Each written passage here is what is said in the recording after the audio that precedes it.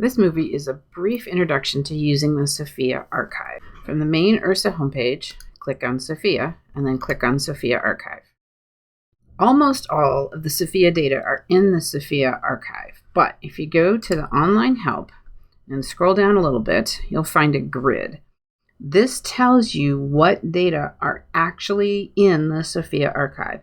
There are some instruments that weren't available in all cycles, and there are some instruments that aren't available at all in the SOFIA archive. You have to get the HIPPO data completely separately. The very early forecast data are also not available in the SOFIA archive, but all of the non-HIPPO data with the green boxes are in the SOFIA archive. So in the SOFIA archive itself, you can search by position. You can put in a name, have it resolved to coordinates. You can put additional constraints on the search, like the primary investigator or the plan ID. You can put additional constraints on the observation, like the mission ID or the AOR ID or the date of observation.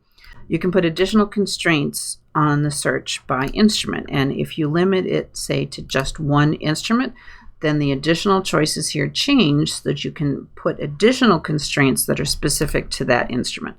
I'm going to leave it on any instrument. You can also put constraints on the data product level. Level 0 is the rawest, most basic level of data, and level 3 and level 4 are the highest processing level. Note that you can also upload a list of targets, do a solar system search, or do a search over the whole sky. For this, I'm just going to go ahead and search.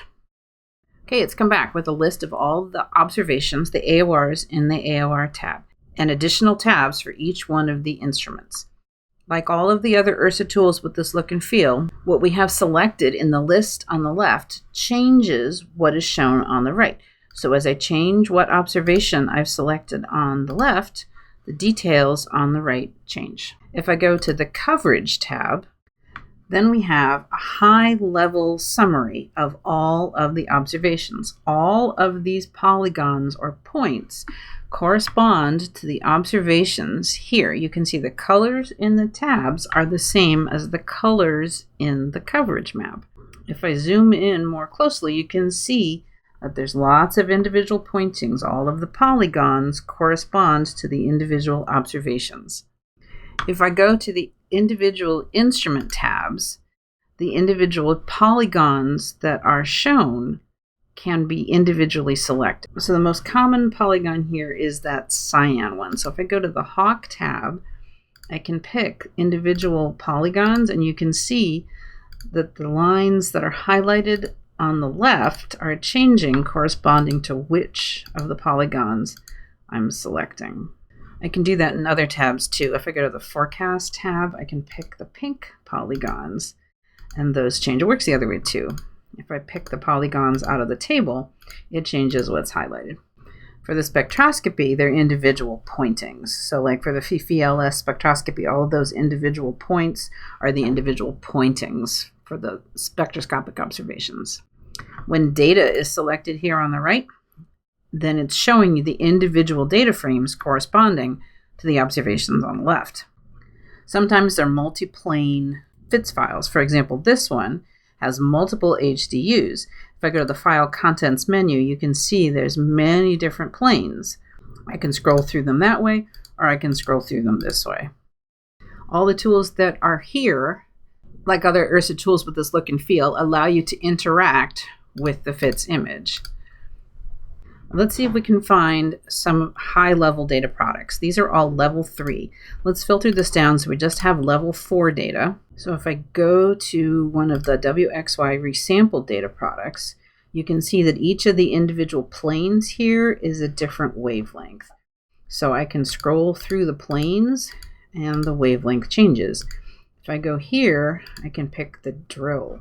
Then I can drill through that cube, and I can extract spectra at the location where I'm clicking. If I like that, if I pin the table, then this is an extracted spectrum through that data cube, and note that it's propagated the error correctly as it extracts that information from that data cube. You can extract a spectrum at a location from this high-level data product. Let's go back to that tab If we go to X's, let's see. So here we have an example. This is clearly an extracted spectrum, but the tool is rendering it as an image. You can also choose to have it plot the chart or view the table. In this particular case, because a lot of the SOFIA data are pretty sophisticated, the tool is doing the best that it can with the information that it's been given. In this case, it doesn't have enough information to interpret those headings very well. So if you go to the chart, you can see that it's plotting the first two columns against each other. If you get into the documentation and you read what those columns are, you can choose different columns to plot against each other. It's just that the tool doesn't understand a priori what those columns are because it doesn't have the information from the header to understand exactly what those columns are. So let's go see if we can find a higher level product. No, let's try this product. So in this case, this is a higher level product and the tool does understand what to do with it. So this is the data product that you get that's part of this FITS file, but this tool understands how to interpret that as a scientific product. If you go to the original table, it's actually attached the headings properly, and moreover, it is plotting the spectrum appropriately. It understands the units. So what the tool is doing is sort of value added. If you go here, this is what the original data product is. But if you go to extracted data, that is something that the SOFIA tool is doing to help you understand if you want to download this data product and do more science with it.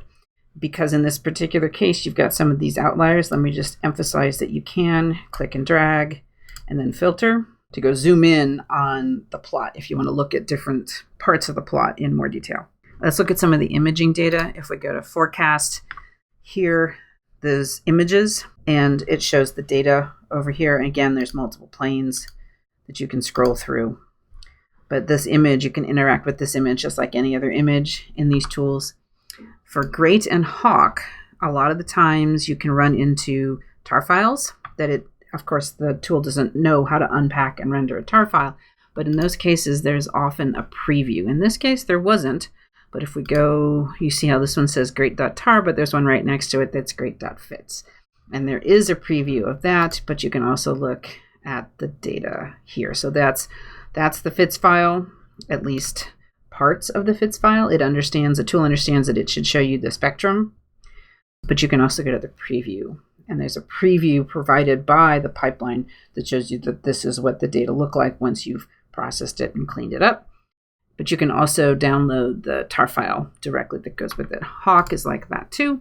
Sometimes there's a tar file. Sometimes there's a FITS file. If there's a FITS file, you should be able to view it and note that there's multiple planes provided by the pipeline. And again, you can go through it via the file contents or via the arrows. Sometimes the preview tab is populated, sometimes it's not. It depends. There's one where it is populated. To download data, select the rows that you're interested in downloading, and then click on Prepare Download. If you go from the AOR tab, you might get more data than you're bargaining for because it will give you all the data levels associated with those observations. So just be aware that sometimes the data volume can be large. The data will be downloaded to your disk wherever your browser is configured to save downloads. Don't forget, of course, there is online help with lots more information about how to use these tools. I encourage you to check out this information, including the section specifically on working with spectra in the SOFIA Data Archive.